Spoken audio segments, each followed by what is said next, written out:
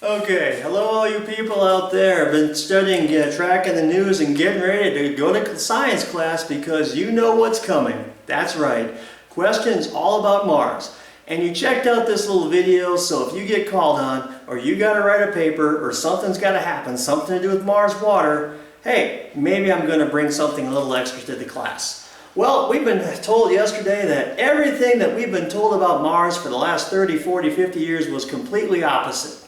I'm like, okay, how so? We were told that Mars was a dry, dusty place. With really, no water to speak of. We're talking a desert. I don't know how we fell for that. I don't know where that information came from, but apparently calling Mars a dry, kind of dusty, uninhabitable kind of wasteland just seemed to be a bit, well, let's seem like we kind of leaped to conclusions there. As you can obviously see, there's lots of potential here for lush water, hey, lots of life, future generations. But now, it's all come to fruition, and now we have that breakthrough scientist who shared his knowledge and told us that what he thought that, yes, he found by just kind of studying the evidence and everything that was available, discovered that water could indeed, possibly, sorta, maybe, in the right conditions, exist on Mars. Who was this Galileo? Who was this Kepler? Or maybe a young Copernicus? It was this death metal guitarist, Luendra Oha. I'm very happy for him. I'm good. Probably been busier in college than I was, and he went and discovered lush water on Mars. And I'm very happy for him. I want to know what school, what's his background? Was this Harvard? Was this MIT? Not so fast. An even more prestigious institution, University of Arizona. Yep, he's a wildcat. Look forward to possibly sending some of my family members there someday myself. I do love Arizona, and I do love the Wildcats. So, he has his astronomy interest. He's got the backing of the University of Arizona. Let's do the math. Death metal guitarist plus University of Arizona. We multiply that by NASA's kind of science people. They got behind it, and they called it water. How about that? Pretty good stuff, huh? Certainly, he must have found lush beaches, tropical beaches, volleyball player, Martians up there. He found it where no one else could. It was right there in front of us. I'm going to show you the picture now. The next slide you see is right off the NASA site. This is the photo that's causing all the hubbub. Be prepared to be, well,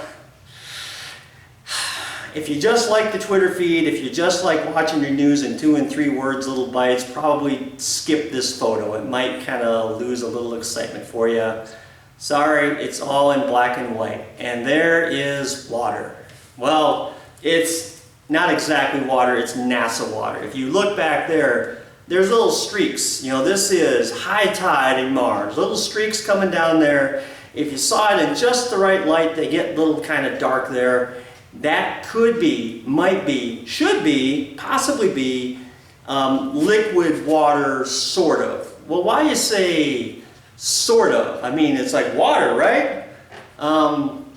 Water. I want real water. Like, the kind we drink. This is my water. I drink it. I enjoy it. There's a few NASA kind of, if you look on their site, there's a few little extra additives in there.